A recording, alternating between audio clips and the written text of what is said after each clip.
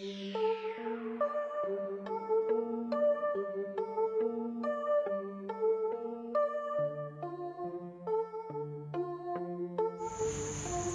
Kanza, stamina makin kuat, aman untuk remaja.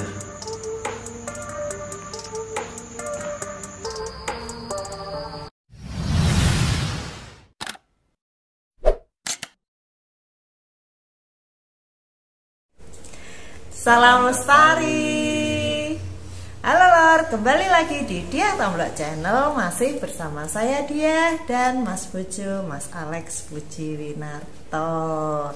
Ya, yang pertama kita mau mengucapkan terima kasih buat sedulur semua atas respon yang sangat baik ya Mas, dari video Q&A kita dari part 1 sampai 14, terus beberapa pertanyaan di complete story yang part 15 gitu. Nah, untuk di video kali ini kita akan menjawab pertanyaan sedulur semua dari Q&A dan dari complete story yang part 15. Kita cuman ambil 7 pertanyaan aja gitu. Jadi bagi sedulur semua yang bertanya di situ, mungkin kalau belum kita jawab di video kali ini akan kita jawab di video berikutnya gitu. Terus sebelum kita masuk ke menjawab pertanyaan,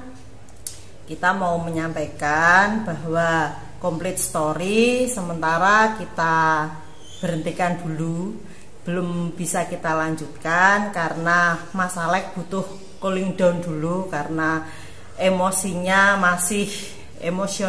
masih belum stabil gitu. Jadi kalau masih inget cerita itu masih menangis, jadi saya nggak tega kalau harus menanyakan lagi kepada beliau untuk cerita selanjutnya gitu. Jadi sedulur semua mohon dimaklumi dan ditunggu gitu ya Mas ya. Ini langsung ya.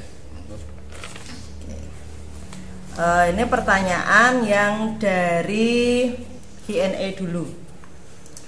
Q&A part 1 sampai 14 complete story. Yang pertama dari Moh Ridwan gitu.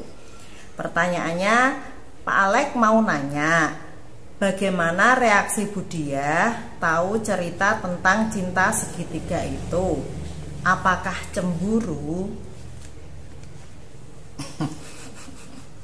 Ya, begini, setahu saya Budiah ini bukan orang yang gampang cemburu, itu satu. Yang kedua, lagian kalau cemburu itu terus gimana, wong itu peristiwa di masa lalu gitu ya. Tapi ya lebih baik orangnya sendiri yang jawab.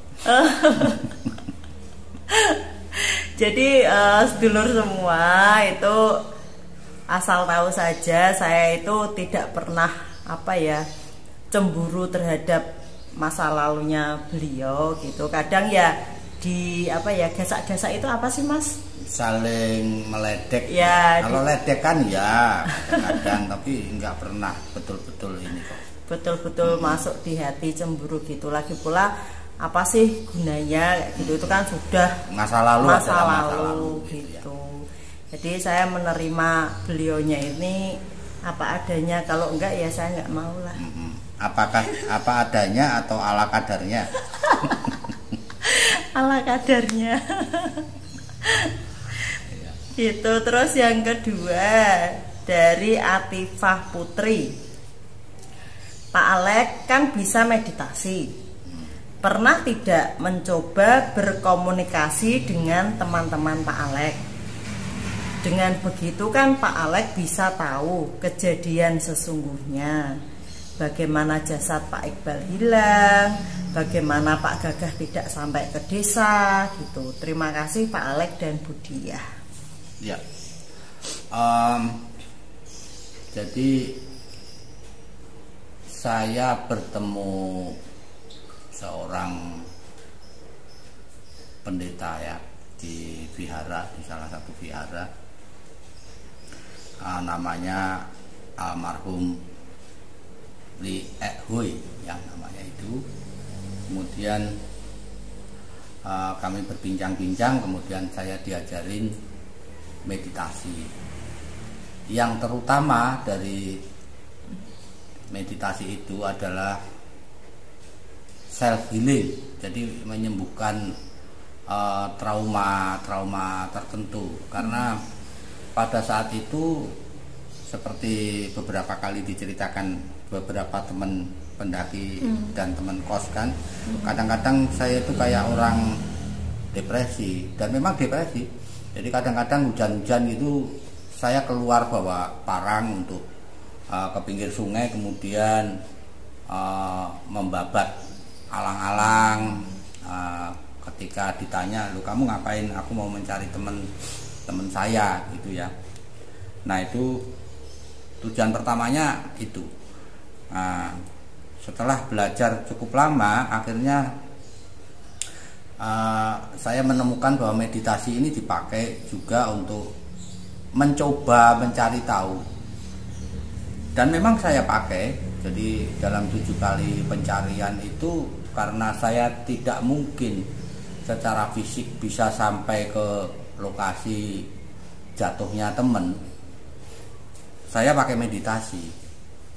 Andai kata pun secara fisik saya bisa sampai ke lokasi, toh juga tidak akan bertemu toh sama teman atau sisa dari teman ya.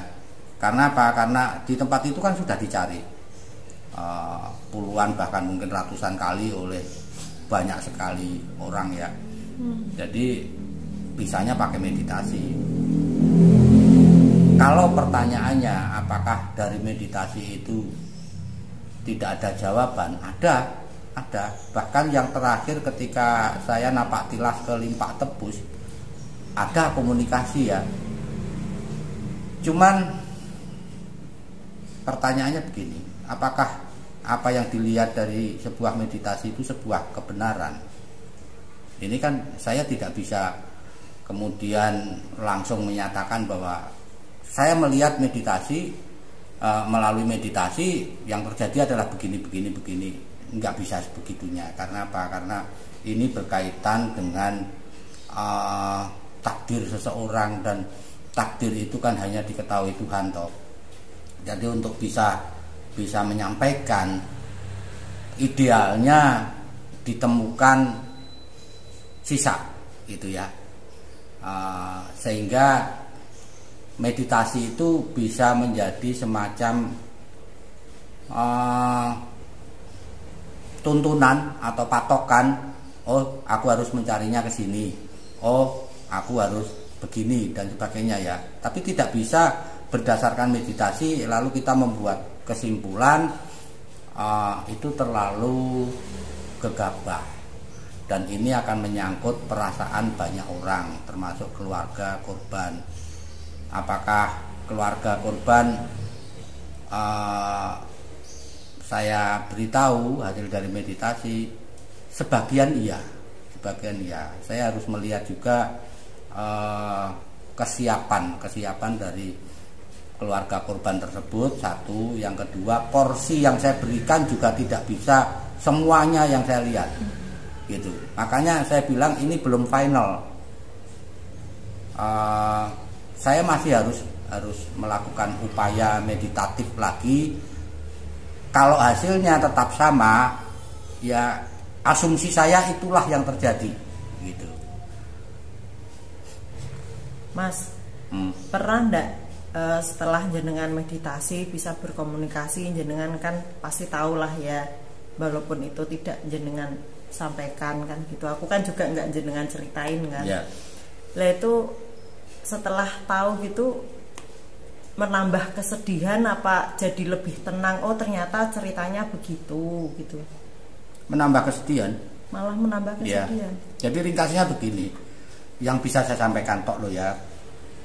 Intinya setiap kali pencarian itu dengan cara meditatif, hasilnya adalah kira-kira begini.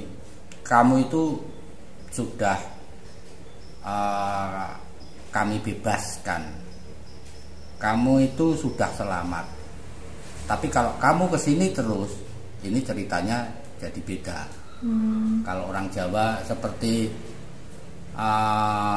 macan yang tidak mau menelan tapi terus saja dijejal-jejalkan dagingnya, pada akhirnya akan dimakan gitu ya. Nah itu yang membuat setelah pencarian ketujuh itu saya berhenti karena istri pertama saya keberatan ini nggak usah dilanjutkan saja karena terlalu berbahaya. Itu satu. Kemudian yang kedua, meditasi ini kan diperkuat dengan kejadian-kejadian mistis. Misalnya begitu saya mendapat jawaban bahwa intinya adalah saya tidak akan memperoleh apapun sisa dari temen itu ya. Habis itu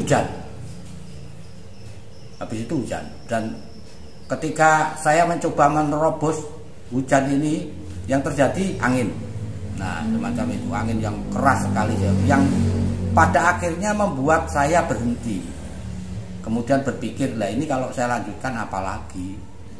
Intinya begitu ya. Jadi 7 kali pencarian itu berhentinya karena ada interaksi antara saya dan dalam tanda kutip Gunung Slamet.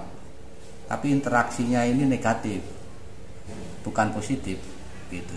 Nah ini yang membuat pencarian dibatalkan. Jadi tidak saya lanjutkan lagi.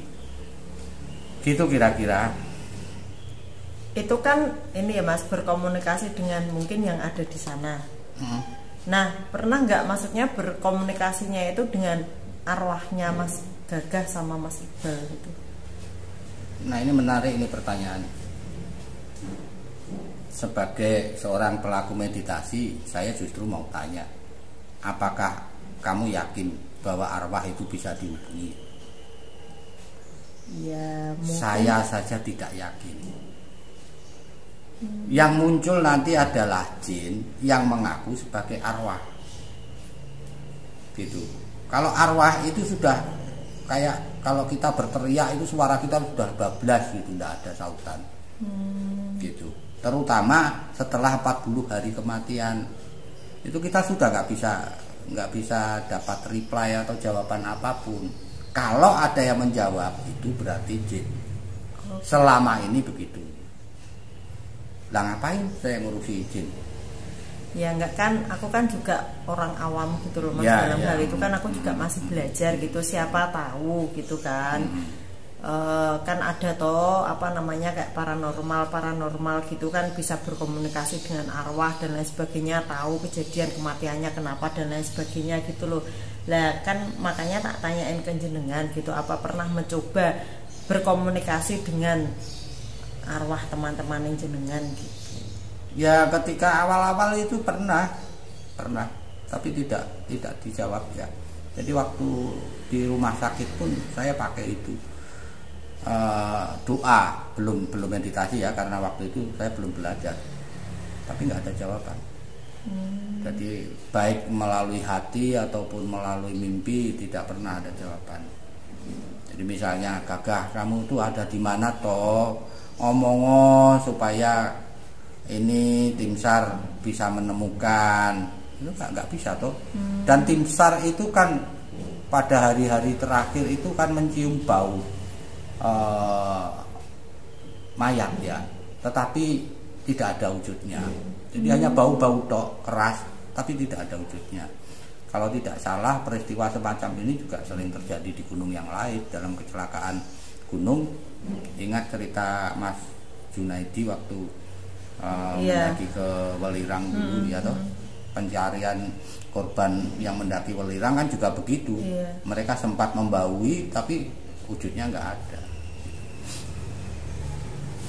Oke, semoga bisa menjawab ya Mbak Atifah Putri. Terus pertanyaan ketiga dari Hendra Santana. Mau tanya, saat Mas Gagah terpaksa turun mencari bantuan, apakah beliau membawa bekal makanan?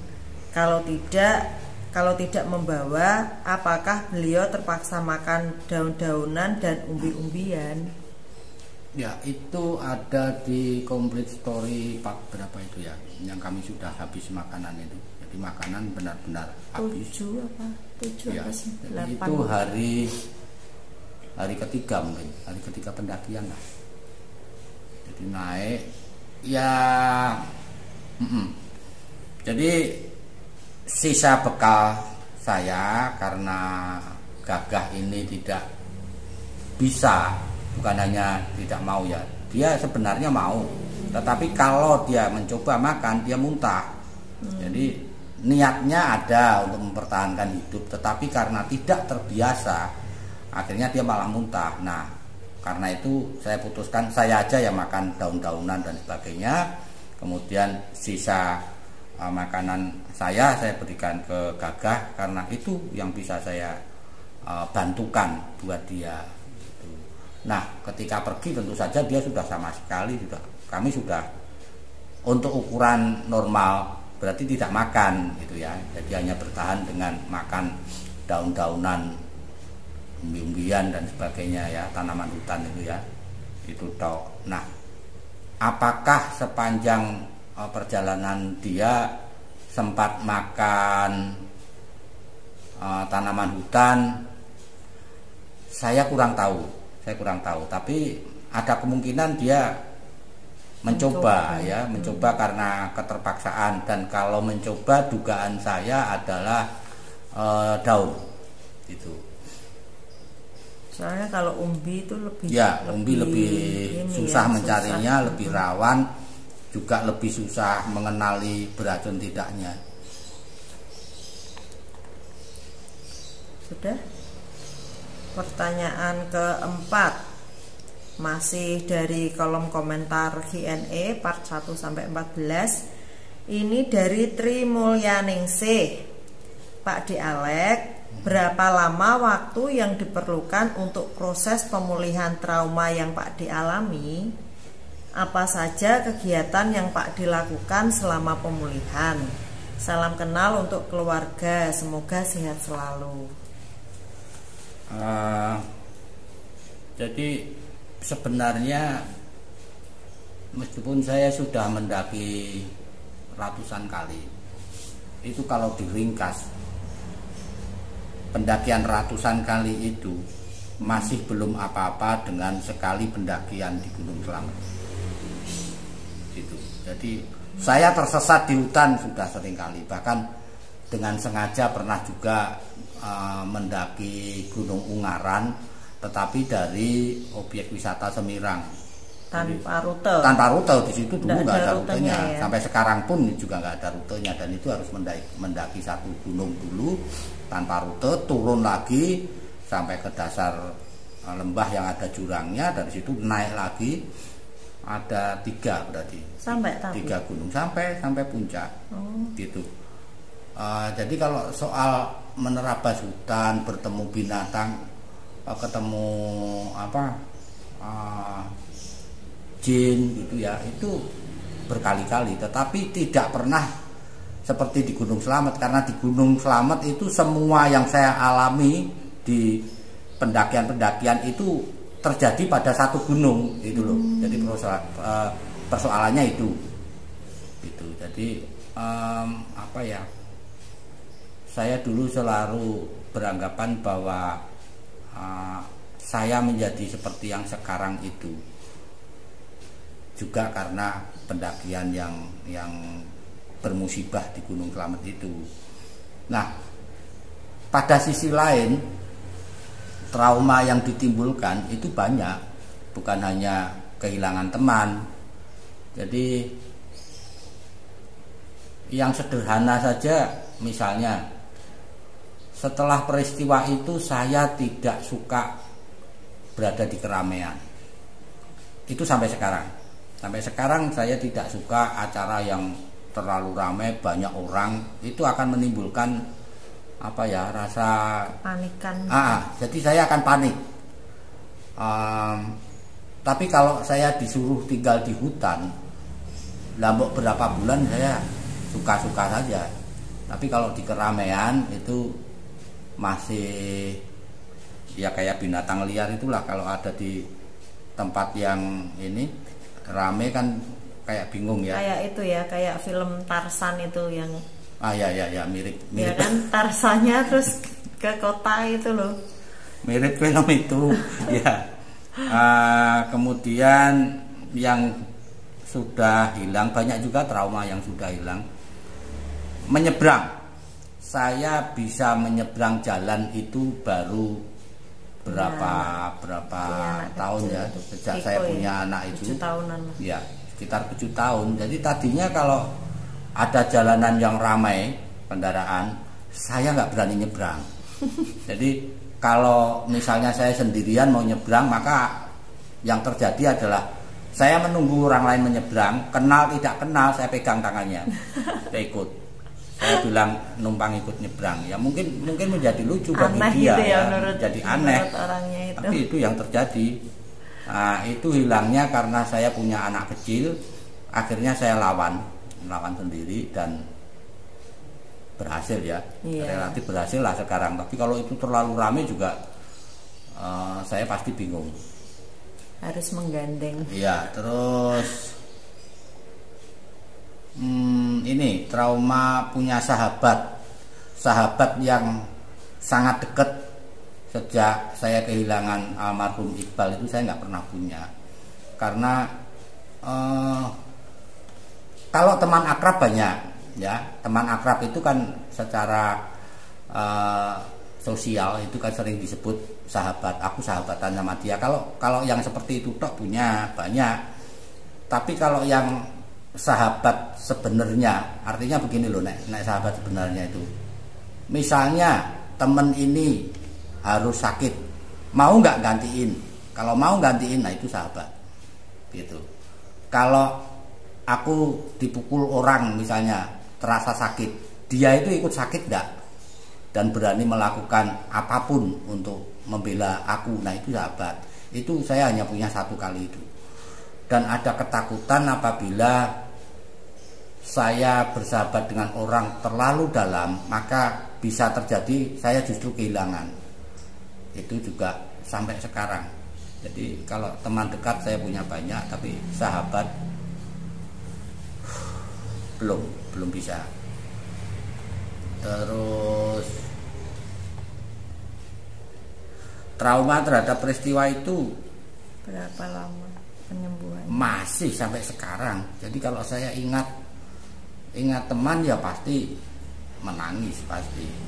Wong kadang-kadang saya sampai di puncak sebuah gunung yang almarhum Iqbal itu belum mendaki. Di sana saya bisa termenung sendiri. Rasanya itu seperti sedang ngobrol sama Iqbal. Rasanya begitu. Ini loh, aku sampai di sini. Aku masih melanjutkan pendakian sampai kakiku nggak kuat untuk membawa tubuhku sampai ke puncak gunung. Jadi bertingkat traumanya. Ada yang bisa langsung sembuh kurang dari 1 tahun, itu yang trauma kepada Tuhan ya. Jadi ateis saya itu belum 1 tahun sudah hilang. Jadi saya kembali kepada Tuhan, kembali beragama. Nah, kemudian yang baru-baru saja, jadi kira-kira 7 tahun hilangnya, itu nyebrang itu itu aneh itu. Terus yang masih berlangsung sampai sekarang, saya akan bingung atau panik kalau berada di keramaian. Terus kalau terhadap peristiwanya itu sampai sekarang saya belum bisa menghilangkan. Iya. Cuman kondisi tubuhnya Mas Alek itu dulu sebelum menceritakan kisah ini gitu kan, ya ceritanya cuman sama keluarga gitu.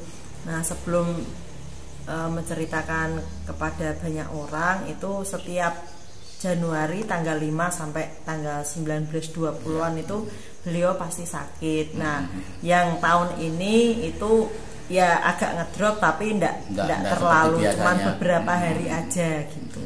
Yaitu mungkin karena sudah diceritakan gitu. Share, sudah diceritakan sehingga diam-diam beban yang menggumpal itu sudah sangat terkurangi. Dan saya berterima kasih berarti sama sedulur semua, kalian membantu saya untuk meringankan itu sehingga tubuh tidak menjadi drop pada tanggal-tanggal tertentu setiap tahun. Terus ini apa saja kegiatan yang Pak dilakukan selama pemulihan? Selama pemulihan banyak sekali saya mendaki ya, belajar meditasi itu ya, kemudian menggeluti kesenian, jadi saya berteater, saya banyak juga menulis puisi, kemudian lakon-lakon drama, cerpen itu juga cukup mengurangi. Saya sesekali melukis juga. Ya, saya lakukan apapun lah untuk bukan melupakan, tapi supaya pikiran saya tidak terfokus pada peristiwa itu saja gitu. Karena kenapa trauma itu bisa sangat sangat lama itu karena gini, ada semacam rasa bersalah gitu. Ada semacam rasa mempertanyakan nilai-nilai. Karena apa? Karena saya kan berbeda sama si Gagah. Kalau Gagah prinsipnya waktu itu kan sudah kita mati bersama. Nah, saya tidak. Nah, sampai sekarang pun saya masih bertanya pada diri saya. Jadi saya tidak bisa berdasarkan ayat atau berdasarkan omongan orang sudah benar kamu tetap bertahan hidup. Tidak. Saya mungkin mulut saya bisa berkata begitu, hati saya tidak. Jangan-jangan saya ini salah ya, gitu. Jangan-jangan yang benar itu ya sudah mati saja di situ. Gitu.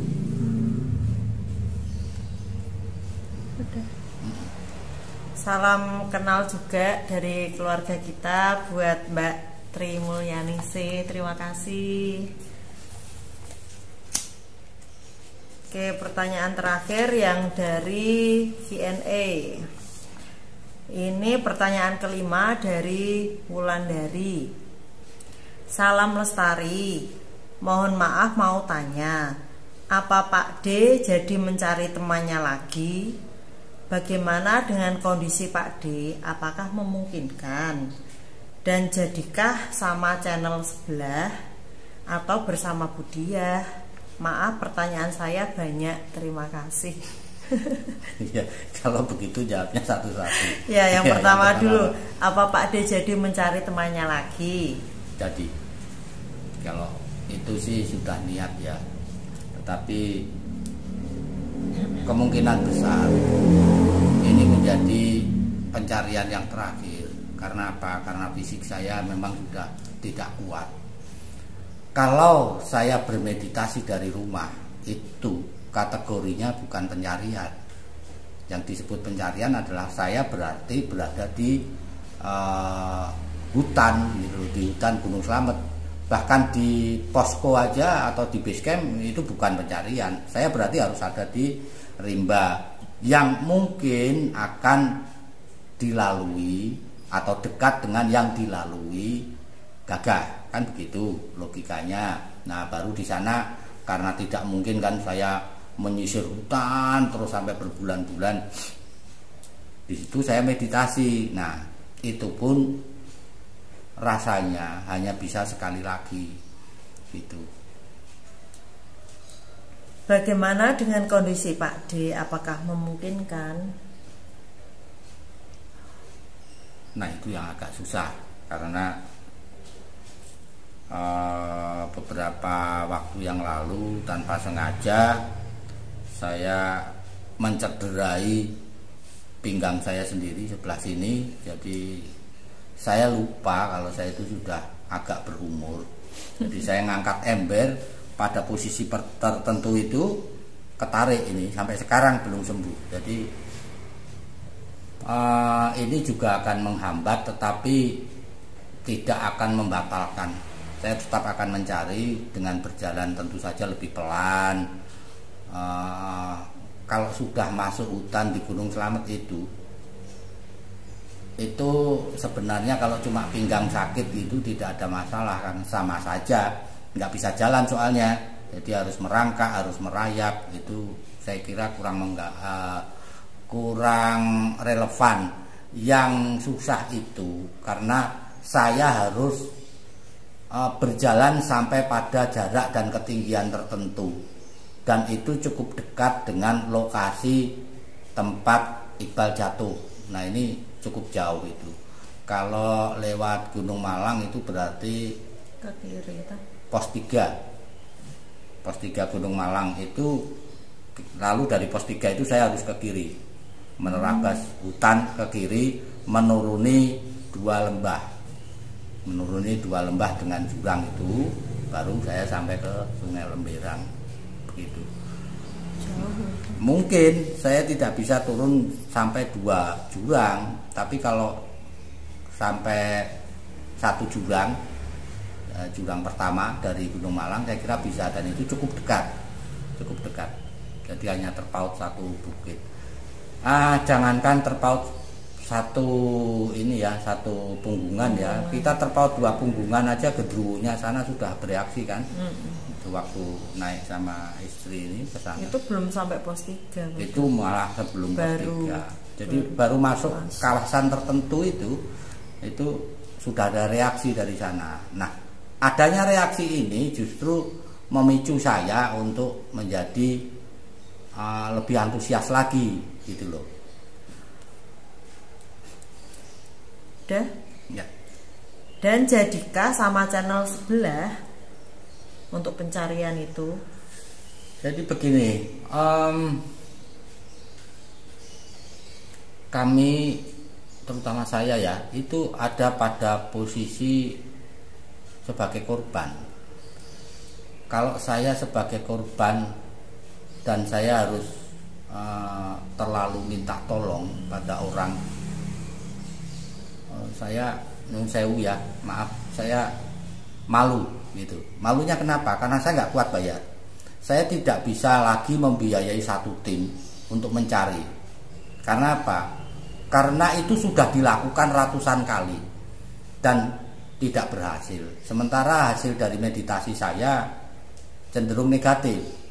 Ngapain saya buang banyak uang untuk sesuatu yang hasilnya hampir nol secara fisik ya, secara fisik. Kalau saya membentuk tim sukarelawan, saya juga merasa membebani orang. Paham maksudnya? Jadi karena saya tahu betul mereka akan berhadapan dengan apa. Bisa berhadapan dengan binatang buas, bisa berhadapan dengan halusinasi mereka sendiri, bisa berhadapan dengan jin itu ya. Jadi kan jadi lucu apabila saya bikin 1 tim sukarelawan, sudah tidak saya bayar, malah terjadi kecelakaan. Ini kan jadi lucu. Jadi posisi saya hanya bisa menunggu, tapi gimana ya, tidak terlalu berharap. Kalau ada yang bantu, saya terima kasih sekali. Saya nggak bisa melukiskan terima kasih saya ya. Tetapi kalau saya kemudian berinisiatif sampai melibatkan dana atau sampai minta tolong pada para sukarelawan, tidak, itu sudah dilakukan soalnya. Ini akan menjadi aneh. Kenapa hilangnya sudah dulu sekarang dicari lagi, ini ngapain kan gitu. Itu kan kalau orang Jawa bilang ngoyoworo gitu. Saya kira begitu toh. Atau bersama Budia? Ini juga sedang saya pertimbangkan. Jadi begini, skill untuk masuk hutan skill untuk mengatasi jurang dan sebagainya itu dia masih kurang. Jadi masih ada beberapa skill lapangan yang dia butuh untuk bisa. Hutan Perawan itu kan satu tempat di mana kita ini untuk bisa menolong orang akan sangat terbatas, karena kita harus menolong diri sendiri. Nah, katakanlah harus menolong diri sendiri itu 80%. Tinggal 20% bisa menolong orang lain. Apakah 20% ini cukup untuk menolong orang lain? Nah, itu yang harus betul-betul dipertimbangkan.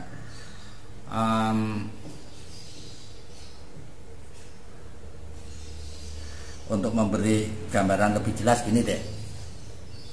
Ini medannya misalnya miring begini. Kemudian kita tahu di bawah itu jurang. Ya. Miring ini nggak bisa orang jalan loh ya. Orang harus brosot seluruh tubuhnya rata pada lantai hutan, paham maksudnya. Jadi mungkin kan kita dengan cara menghadap ke atas, terus punggung kita nempel, terus kita kaki ini merintis jalan. Tapi kita tahu ini di sana itu ada jurang. Jadi tangan ini harus bisa gandul. Set. Oke, kita sampai di pinggir itu. Kita nggak tahu jurangnya. Begitu kita sampai di situ, kita sudah gandulan. Ini dua tangan, kita begini. Aduh, dalam. Bagaimana Anda menolong orang? Gitu loh. Jadi yang saya bicarakan tentang Gunung Slamet ini adalah hutan yang sama sekali tidak dilewati orang, dan itu betul-betul banyak risikonya. Bagaimana kalau pas seperti itu, pas seperti kita menembus hutan itu, di atas pohon ada macan kumbang. Nah, ini kan tidak simpel, tapi saya tahu betul karena saya berada di sana selama 14 hari. Apa yang akan dihadapi itu minimal kan saya tidak bisa memakai pengalaman orang lain. Ada pendaki dari Purbalingga, pendaki senior juga, itu Mas Pacet itu namanya. Dia melewati rute yang hampir sama ya. Jadi arahnya ke kanan, tapi dia tidak ketemu binatang. Saya kan tidak bisa memakai patokannya dia karena Mas Pacet tidak ketemu, dan itu dilakukan tahun 90 berapa itu? Nah, itu mungkin sekali, sekarang sudah tidak ada lah kalau ada. Gitu ya. Jadi ini gambling.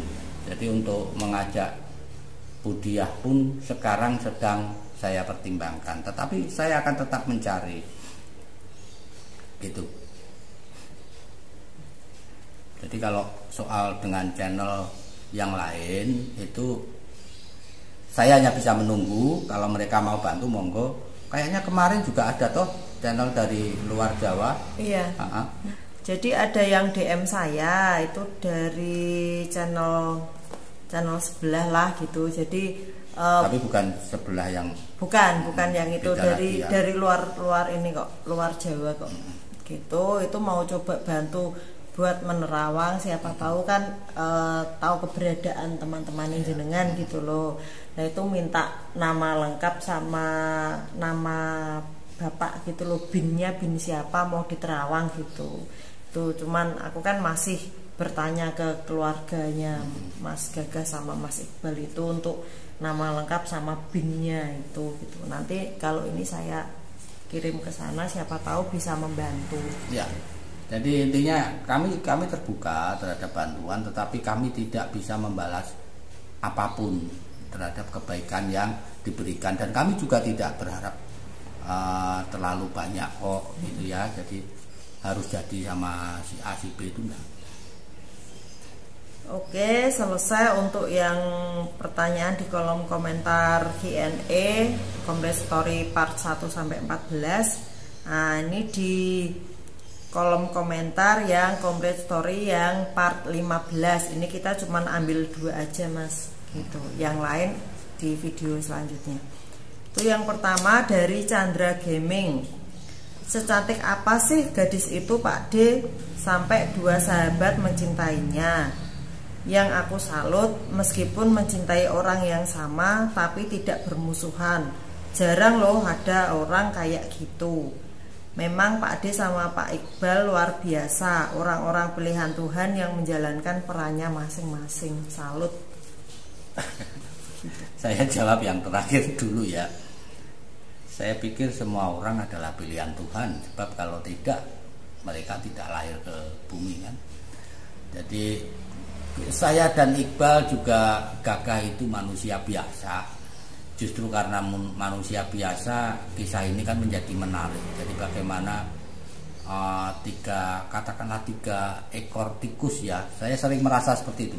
3 ekor tikus harus melawan kebuasan hutan yang belum pernah disentuh, dan itu lengkap dari fisik sampai non fisik hambatannya itu. Kemudian soal kecantikan, kecantik apa gitu ya. Yang dimaksud cantik itu apa sih? Semua orang itu tuh hidungnya ada di sini, matanya ada 2 kan, yang normal ya. Kemudian bibirnya juga sepasang. Saya sendiri sering mempertanyakan nilai-nilai cantik itu. Kenapa sih si A itu sama-sama struktur wajahnya itu ya sama, tetapi kenapa saya punya persepsi bahwa ini lebih cantik, ini tidak? Menurut saya itu, untuk saya sendiri itu sebuah kesalahan gitu. Cantik bukan itu, tetapi cantik itu adalah sesuatu yang muncul dari dalam gitu ya. Nah, tentang cewek ini banyak juga sih orang yang nggak yang menganggap dia tidaklah cantik ya, tapi dia menarik. Menariknya begini, dia cerdas menjadi salah satu teman juga dalam belajar, dalam kelompok belajar. Dia juga punya prinsip karena dia agaknya terlahir dari keluarga yang punya norma agama yang cukup kuat, etikanya itu bagus.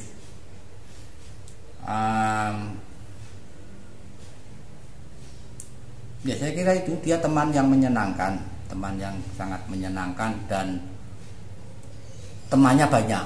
Ini kan juga membuktikan bahwa dia cantik ya.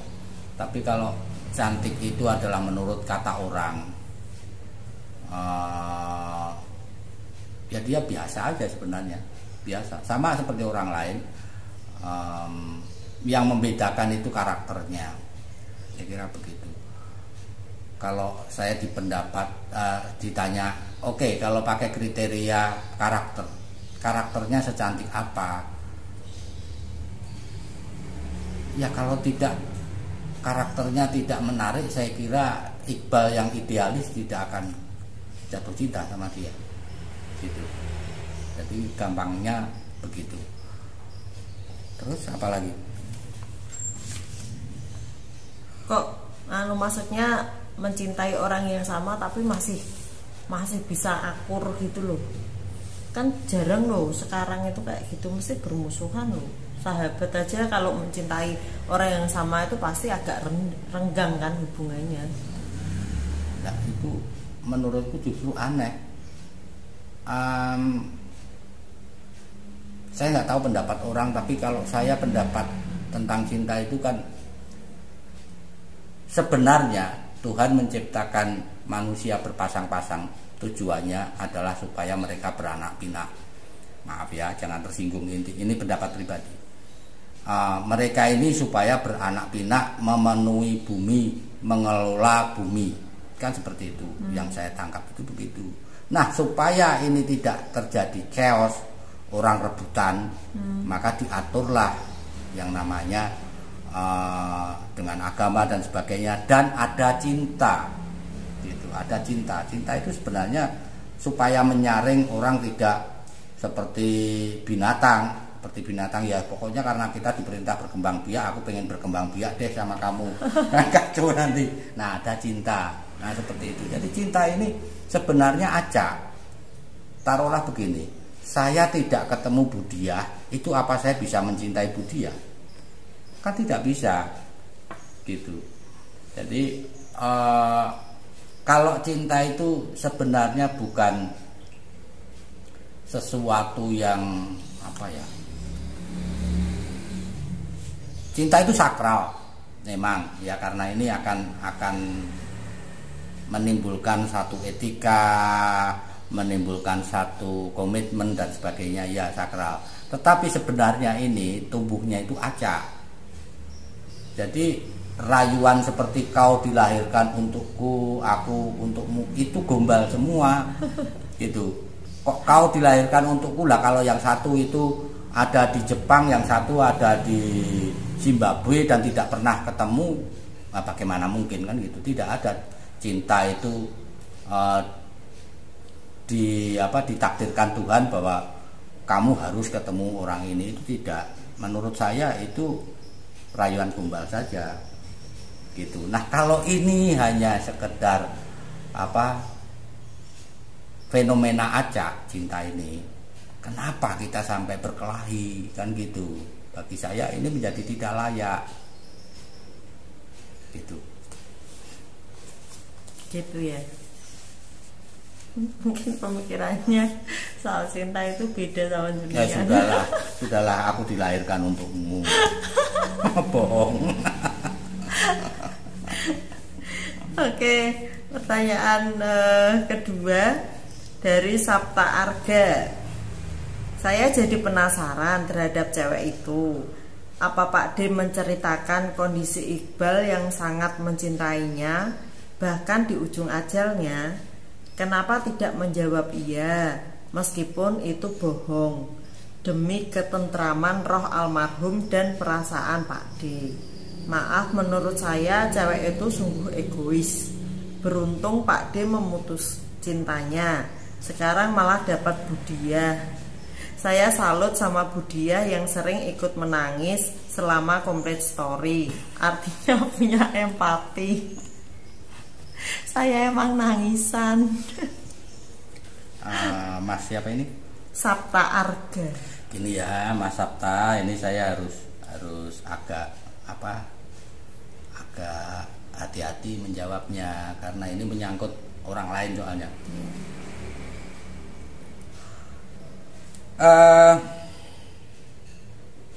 Jadi begini, apakah satu perbuatan, katakanlah saya punya permen misalnya, punya permen, kemudian si istri saya ini minta, saya bilang tidak. Dia bilang, aku butuh itu, aku soalnya ngantuk ini, aku nyetir sambil ngantuk, ini bahaya. Saya bilang no, enggak. Apakah dia bisa dengan serta-merta bilang egois, enggak mikir aku? Harus dilihat dulu apa alasan aku untuk bilang tidak, gitu. Bisa jadi karena saya mengkhawatirkan giginya itu sudah dikawat loh. Gitu. Jadi misalnya seperti itu. Jadi kita nggak bisa secara sepihak kemudian mengadili orang lain, memvonis orang lain dengan mengatakan egois. Sama halnya kita tidak bisa karena kita sedang terpesona sama orang lain mengatakan dia, buru-buru mengatakan dia, oh dia itu baik, dia itu pahlawan. Kita nggak tahu apa yang ada di hatinya. Butuh waktu untuk membuktikan, gitu. Butuh proses, gitu. Menurut saya kemungkinan besar yang terjadi itu kan si gadis kemungkinan itu merasa, kan begini, saya menyatakan cinta dulu, saya menyatakan cinta, kemudian Iqbal menyatakan cinta. Kenapa dia tidak langsung bilang tidak? Itu mungkin karena tidak ingin melukai. Satu, karena apa? Ini sahabat kami, ini sahabat kami. Satu, itu yang paling masuk akal. Yang kedua, dia tidak ingin merusakkan hubungan kami, Ini sangat mungkin. Nah, kemudian ketika saya datang, saya ceritakan, jadi di sana itu Iqbal itu sangat kelihatan sekali kalau sangat mencintai kamu. Dia begini. Oh, diceritakan semua. Saya ceritakan semua. Jadi kalau dia jatuh dalam keadaan halusinasi, saya harus ngingetin pakai nama kamu. Apa kamu nggak malu kalau namamu sebut ya? Namamu sebut, kemudian tahu bahwa kamu begitu lemah, dia itu bisa balik ke dalam keadaan sadar. Berarti ini kan melukiskan. Gitu. Saya juga ceritakan bahwa jawabanmu itu apapun, dia bilang, Iqbal bilang dia akan berada di situ. Di situ gitu. Sehingga apa? Sehingga saya berharap, karena apa? Persepsi pribadi. Tapi saya kan tidak bisa egois bahwa dengan mengatakan yang benar itu ya seperti yang saya harapkan. Harapan saya dia bilang iya. Gitu. Tetapi mungkin sekali dia berpikir kalau saya jawab iya, aku jadi gimana ya? Kan bisa juga seperti itu. Apapun. Karena apa? Karena si gadis ini tidak menceritakan alasannya. Tetapi tidak menceritakan itu bukan berarti tidak ada. Paham? Jadi kalau orang tidak menceritakan alasan bukan berarti dia tidak punya alasan. Tapi memang dia tidak ingin menyampaikannya, nggak bisa seperti itu.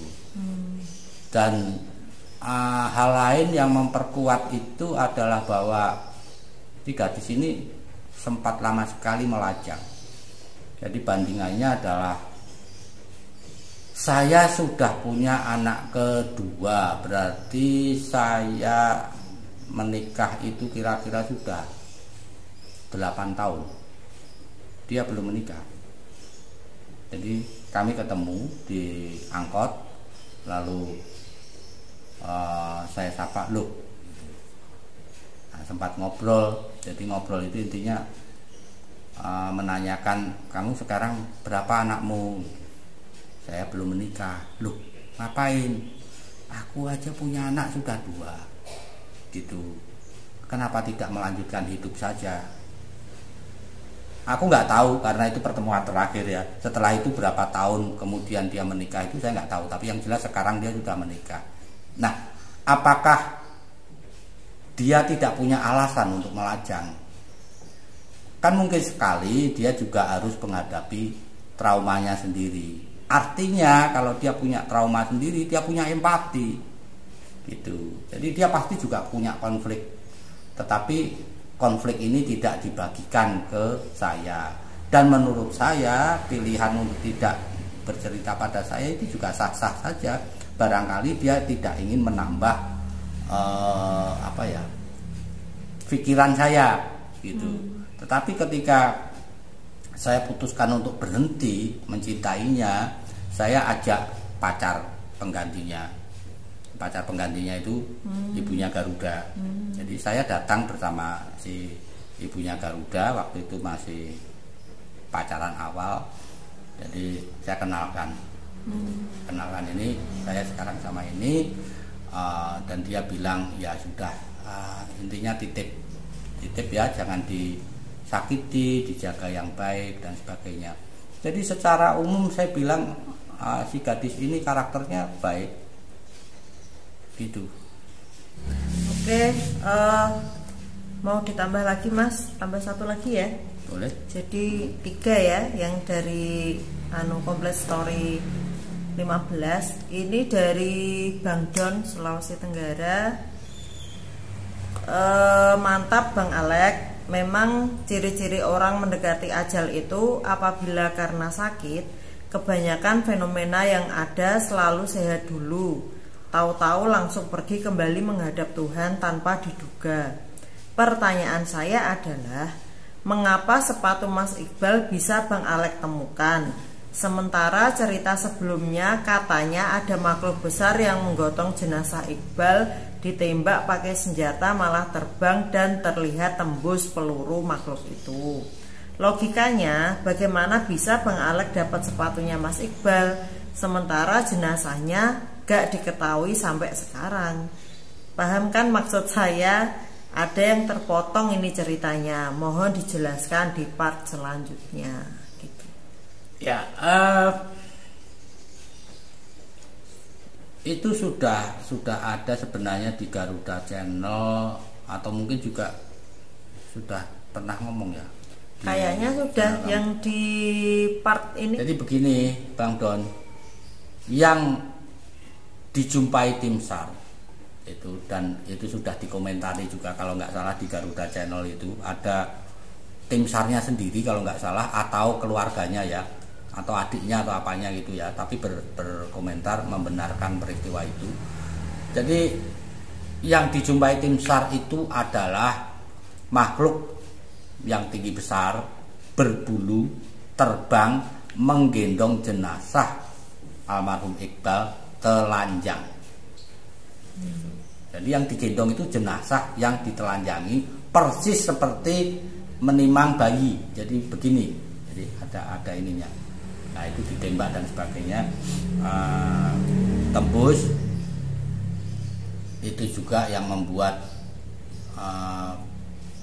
bapak polisi waktu itu berpesan pada saya untuk tidak usah diceritakan, jadi nggak usah diekspos, karena pada saat itu masalah ini menjadi cukup sensitif. Karena apa? Karena yang mencari adalah aparat ya. Jadi kalau peristiwa ini diekspos kan jadi tampak kok aparat nggak bisa ngatasi makhluk halus kan, seperti itu. Nah itu kan tidak boleh. Kalau sekarang ini kan zaman keterbukaan ya, orang hilang di gunung tanpa diketemukan lagi jasadnya juga nggak cuma teman saya. Jadi peristiwa seperti ini relatif wajar-wajar saja sekarang.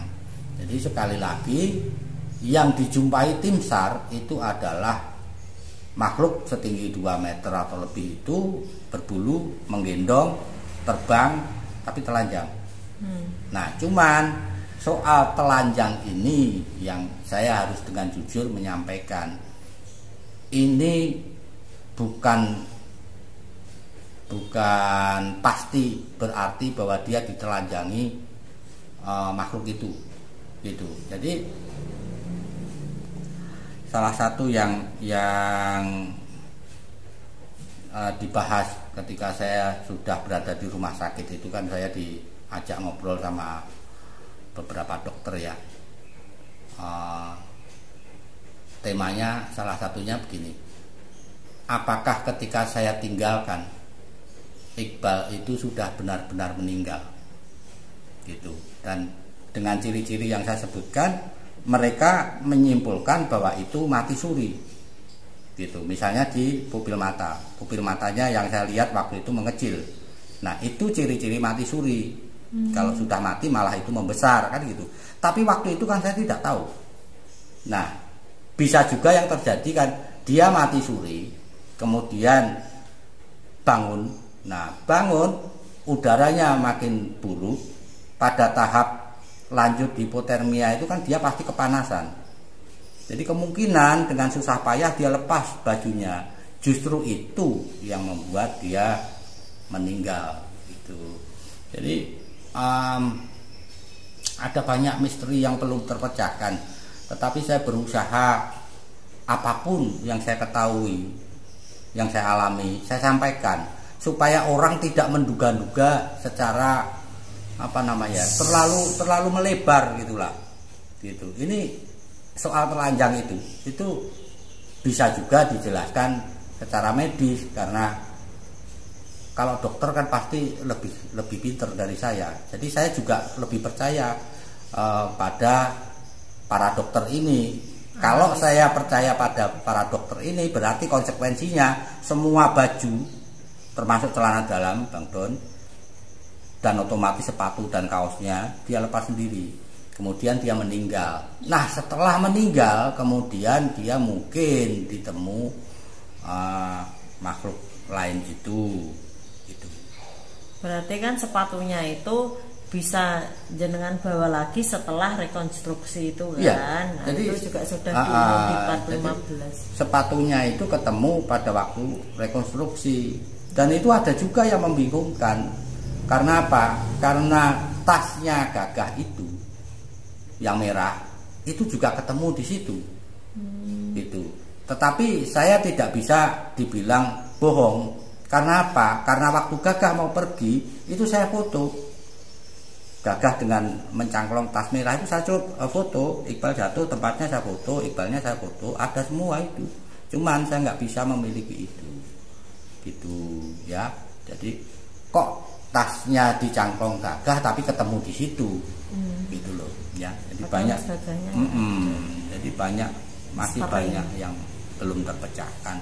Sampai saat ini kita hanya bisa menduga-duga, tapi yang saya inginkan dengan segala keterangan, bahkan sampai harus membuat complete story ini, yang tentu saja sebenarnya saya juga makin sedih ya kalau harus menceritakan ini, tapi ini untuk kejelasan. Peristiwa ini akan tetap dikenang orang, setidaknya para pendaki. Karena ketika mendaki ke Gunung Slamet pasti akan mendengar cerita ini. Nah, saya ingin cerita ini tidak menjadi satu mitos yang simpang siur, kemudian menjadi terlalu dimistis-mistiskan, enggak gitu. Nah, itu apa yang bisa kami sampaikan seperti itu. Oke. Ya, sudah 8 pertanyaan untuk video Q&A kali ini. Bagi pertanyaan-pertanyaan sedulur yang belum kami jawab, itu akan kami jawab di part selanjutnya ya Mas, di video selanjutnya. Ya, dan saya minta pengertian ya, minta maaf ke para sedulur semua untuk perjalanan berikutnya. Saya minta waktu sebentar. Jadi emosi yang teraduk-aduk ini biar agak mengendap dulu, ya biar lerem kalau orang Jawa bilang. Nanti akan kita lanjutkan ya mungkin 2-3 hari lagi lah. Ya. Butuh cooling down dulu. Gitu, oke? Udah ya. Nah, sekian video kali ini. Terima kasih sudah menyaksikan Diah Tombolak Channel. Ditunggu kalau mau bertanya lagi di kolom komentar. Terima kasih. Salam lestari.